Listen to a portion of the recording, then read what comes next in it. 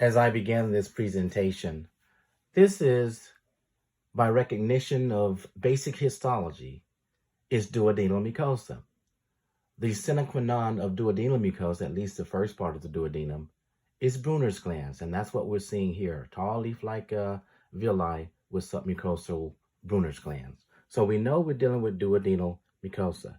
And obviously this is an autopsy, so you're going to see some autolysis, but not bad. As I just peruse around to show you, this would be typical normal duodenum. And as we go around, you're going to start seeing the pathology of this duodenum. And I'll tell you when we get there. Right here, you see an active ulcer. This is all, and I'll go down to confirm it, but this is ulcerated duodenal mucosa, which is replaced by necrotic debris and neutrophilic abscess, and it extends deep into the wall. So we know this is probably where the site of our ulcer was in this particular person, or at least upper GI bleed was. So I just want to kind of show you that I'm not making this up. This is indeed ulcerated duodenal mucosa and perhaps the site of the bleeding ulcer, which the person died from after having a multi-vessel cabbage, which I thought had overlapping features, and I'm going to show that too, of either myocardial infarction or heart attack, or either viral acute myocarditis. But he got off the table from the cabbage, went home, was released from the hospital just one day later, go home, complained about weakness, and eventually died within a week of bleeding ulcer. Before I get to the heart, I'm going to show you various organic histology. This is a section of the liver. Not much in the way of fatty liver disease, as most people think. There is some little portal chronic hepatitis, but and I'm not sure what that was called, what was the cause of that, but you would have to refer to the clinical antecedent medical records to correlate that. But it's not bad. Most people at 79 years old would love, or 80 years old, would love to have a liver like this. So a very relatively normal liver. Here is an example of the pancreas. Extremely normal pancreas in a 80-year-old male. And I'm going to go down so you can see a closer view of the pancreatic cells. Very normal. Most people would love to have a pancreas that looks like this by late 70s or early 80s. Very normal pancreas. Just going to peruse around until we see some islet cells. I don't want to go too much on this. This is completely normal, very healthy pancreas. So we'll go to the next slide. I was hoping to pass by some islet cells, but I don't see any in this. These are all acinine. Okay, so let's go to the next slide. And here is a relatively normal spleen. Red pulps and white pulps, very nicely displayed here. I'm not going to, I'll just go down just for the closer view, but I'm not going to waste a lot of time on normal histology. Just, you know, you would think medical students would want to see this and come and ask questions. Free demonstration of human tissue and histology and organs, and but not much in the way of response for medical students desiring to learn from this. And this is textbook normal adrenal gland. I'll show you the cortical part and go down towards the medulla. Very normal adrenal gland. Let me go to higher power so you can see the histology even up close. That this too is normal adrenal gland. Very healthy looking cells, even at autopsy. Very normal adrenal gland. This is almost textbook normal kidney. Thought it would have a little more hypertensive chronic kidney disease, but I don't even see much in the way of that. I'm sure there are some mesangial cell proliferation stuff, but for the most part, I think a young person will want a kidney that looks like this. This is in a 79-plus-year-old male, and you can see the glomeruli and the renal tubules. So this death was fairly rapid. You don't even see anything in the way of acute tubular necrosis, which you see, you know, if someone dying over a period of time from a lack of adequate perfusion to the kidneys. But this is very well very normal histology of the kidney. Textbook picture right there. Now, oftentimes people don't get a chance to see normal lungs in an autopsy case. This is, I would want my lungs to look like this at age 79. Perfectly normal histology of lung tissue. There's absolutely no abnormality whatsoever in this section of lung. Normal blood vessels, not much in the way of hypertensive pulmonary disease.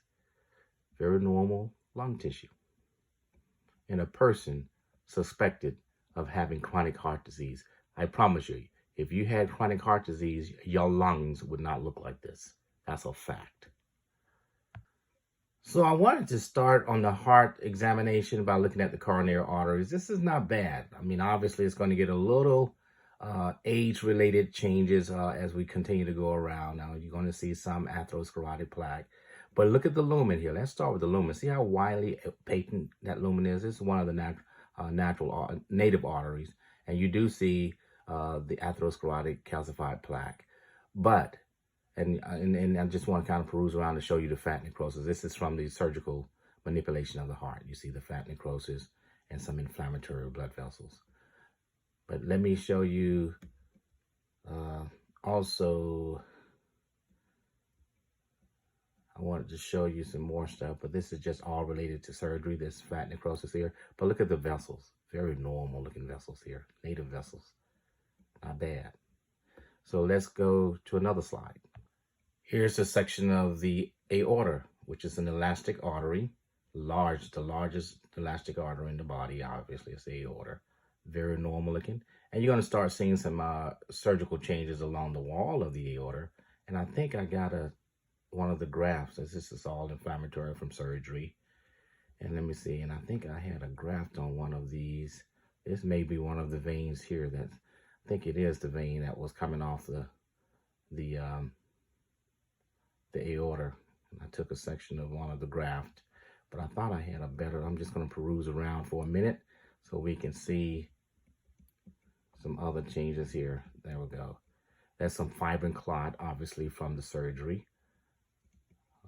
And let me see, I thought I had something else. Okay, let's go to another slide. So before I show you the pathology of the heart muscle, I want you to see how normal this myocardial heart muscle is in a patient who was suspected of having chronic ischemic heart disease.